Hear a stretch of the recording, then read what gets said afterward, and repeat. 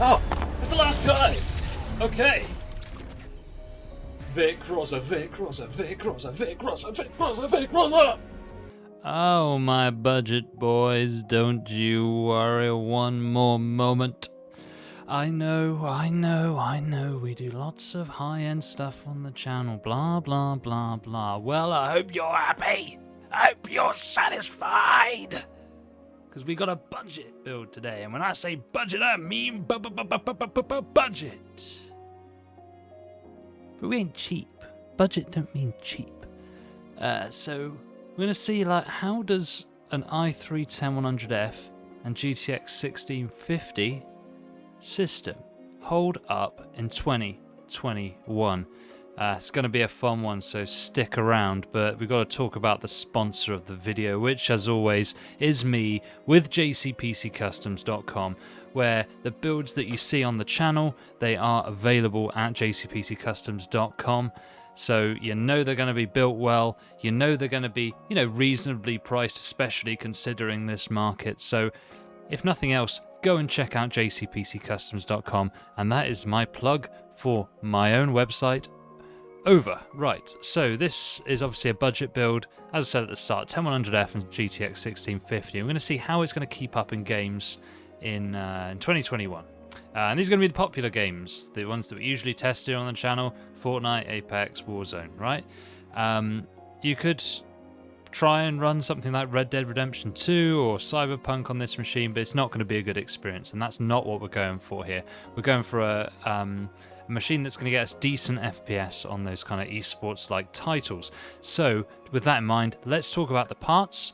Let's go through that right now, and then after that, we'll be doing a bit of gaming, a bit of a chat, and just the usual concept soup humour. Anyway, parts, let's go. Let's roll the tape. So the first thing, of course, on the list is the i3 10100F from Intel. So this is a 4-core, 8-thread chip, coming in at something like 80 quid when I got this, which is amazing value, and actually packs quite a punch with a 4.3 gigahertz boost clock. And to cool this, it does come with a stock cooler around, but I've got these black ones that come with the i7s and i9s. It's got a copper slug on it, so we're going to be using that. That will keep it a bit cooler. And that stock cooler is going to do fine for a 10100F because it's not a high-powered part at all. For the motherboard, we have the B460M Pro VDH Wi-Fi, a really nice sort of mid-range board. Apologies for the text tone there.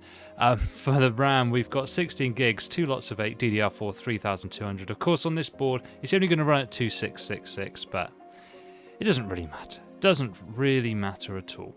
So next up on the list, of course, is the storage. So that'd be the Western Digital SN550 1TB, and then the video card, which is the Gigabyte GTX 1650.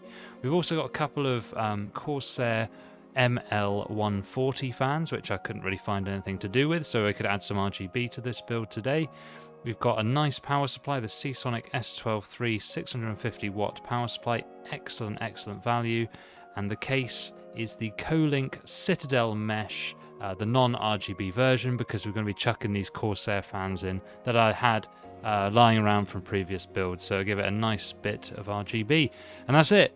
Let's check out a build montage, and we shall go from there. See you on the other side. Sweet cheeks.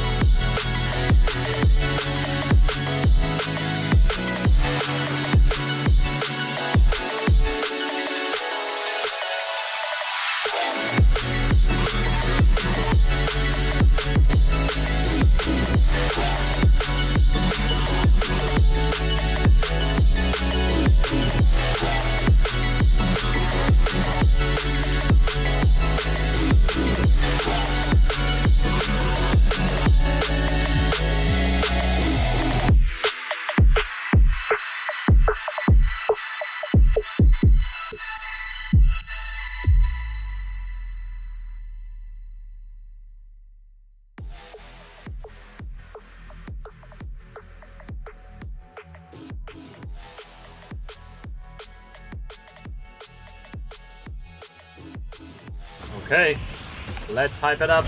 Let's go down to the beach.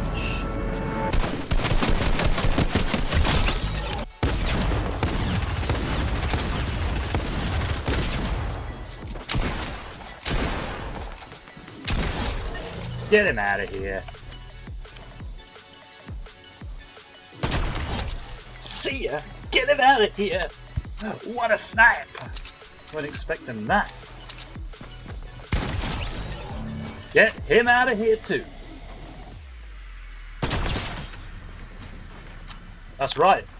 You can sneak up on me, you get sniped.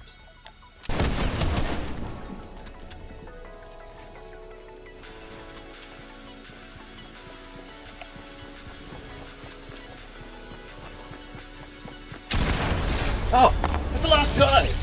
Okay. Vic Rosa, Vic Rosa, Vic Rosa, Vic Rosa, Vic Rosa, Vic Rosa! Oh, there's so many good snipes in that game.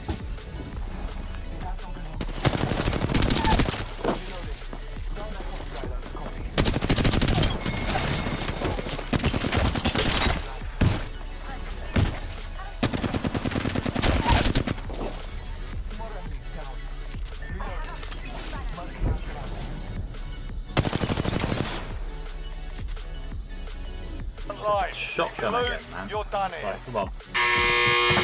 Time to earn your freedom, soldier. I should not have done that, but okay. Here we go, we're hyping it up. We're going. I didn't really want to win that one, to be honest. I don't really want to play this game anymore. Come on then.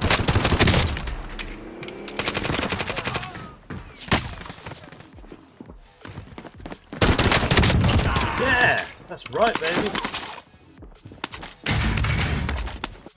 So we're back, we've had some games, we've had some builds, and what do we all think?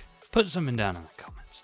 I thought, considering the fact that this is a budget build, I think the FPS that we were getting in these games was actually pretty respectable, and is still going to represent an upgrade from console. I know the hardware is nowhere near as powerful as the console, but the freedom you get with the settings on PC means that you can achieve those high frame rates even with the modest hardware.